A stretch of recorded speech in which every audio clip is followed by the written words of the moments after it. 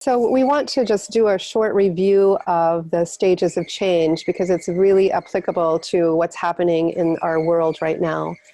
So the stages of change are like sort of like a cycle. It's like a life cycle. We go through it probably many times a day, many times a week, many times in our lifetime. So we begin with sort of the status quo, what's familiar. Oftentimes we're really content, or maybe comfortable, maybe a better word, when we're in status quo. It's predictable, it's safe, we know what's going to happen even if we don't like what's going to happen.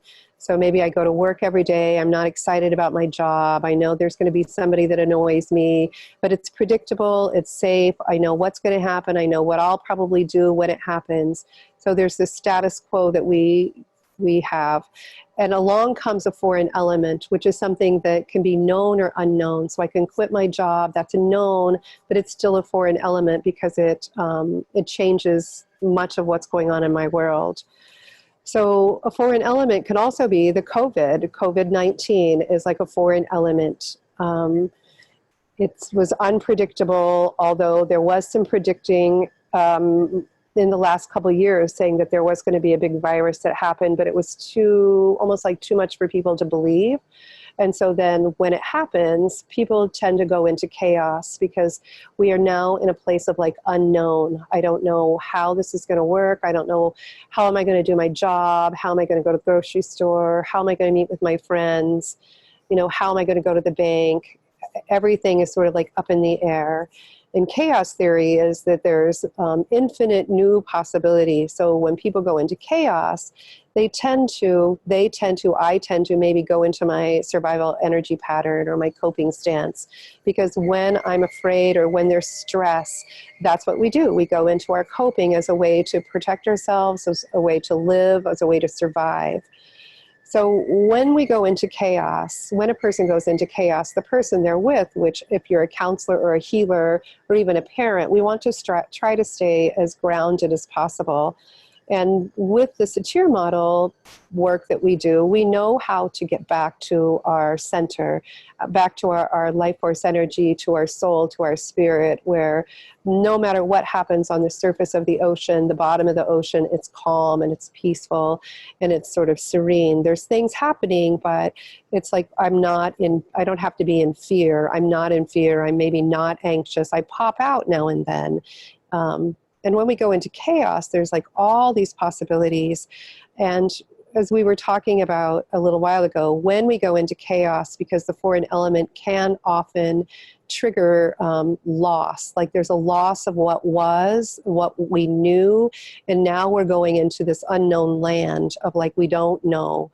So there can be some grieving over, and often there is grieving over what we've lost. And we don't even know what we had until, we've lost it sometimes. So there is sort of this big recognizing and realizing and identifying of what we had that maybe we took for granted.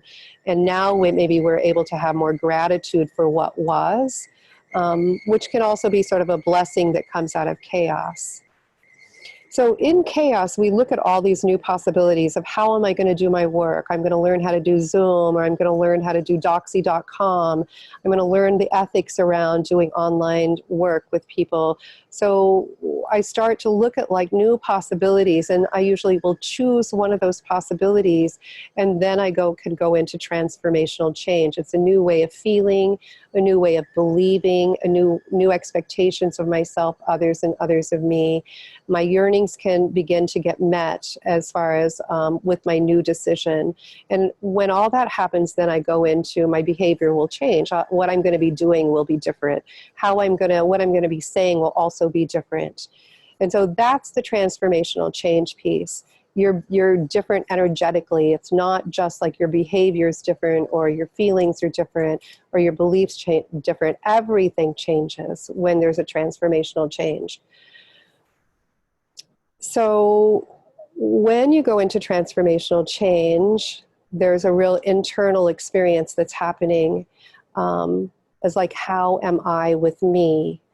And then when I'm different with me, I'm going to be different. Other people are going to be different with me. So the change has to always take place with ourselves first. often we want other people to change, but when we are able to do our own work first and look at like, what do I need to do differently? What are my beliefs now that this is happening?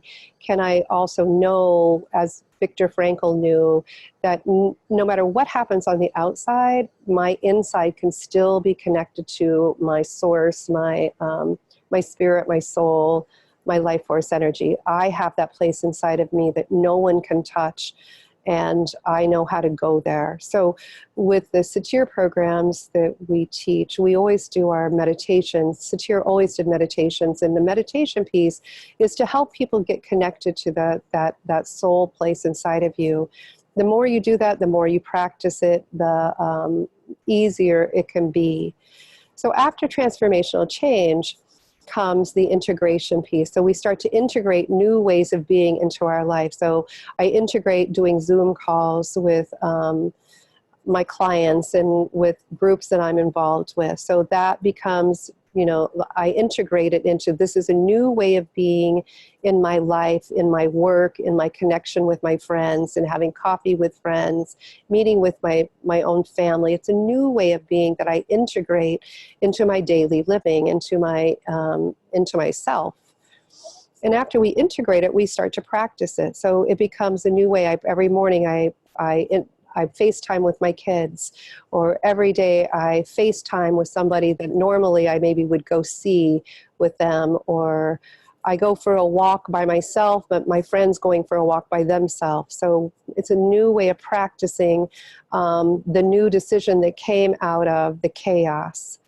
And as we practice, it becomes more familiar and it becomes easier, and I feel like I'm safer because it's more predictable. So we arrive at a new status quo. So the new status quo I'm familiar with, and I'm getting more and more familiar with. And then another foreign element will come along, and I go back into chaos, and through chaos I allow myself to have that experience of whether it's fear or being in the unknown. I make decisions about who am I going to connect with that can help me sort this out. How am I going to connect with myself more? So I can go back into another change, making new changes, integrating, and then practicing and coming back to a new status quo. So with COVID, every day there's new little things that come up that we have to look at, that's a foreign element, that we can go into a little bit of chaos. That whether staying at home has been extended for another month can send us into some chaos of, oh no, how am I going to do this? I don't know.